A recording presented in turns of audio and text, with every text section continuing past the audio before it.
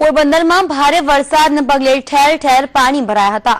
પોરબંદરમાં નીચાણવાળા વિસ્તારોમાં અને રસ્તા પર પાણી ભરાવાના કારણે લોકોને હાલાકીનો સામનો કરવો પડ્યો હતો। તો સાથે જ પાર્ટી પ્લોટ્સમાં પણ વરસાદી પાણી ભરાવાના કારણે ખેલૈયાઓનો નવરાત્રીનો મૂડ બગડ્યો હતો। ભારે વરસાદને પગલે પાર્ટી પ્લોટમાં મંડપો અને સ્ટેજ પાણીમાં ગરકાવ થઈ ગયા હતા।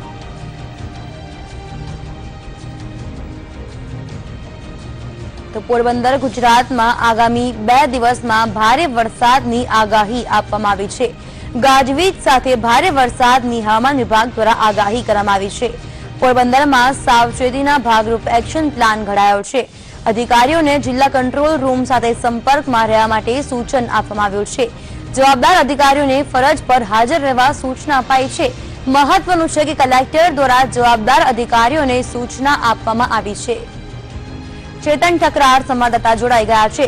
चेतन, जे रीते राज्यभर वरसाद थई रह्यो छे त्यारे हवामान विभाग द्वारा आगाही आपवामां आवी छे, शुं कहेवुं छे हवामान खातानुं?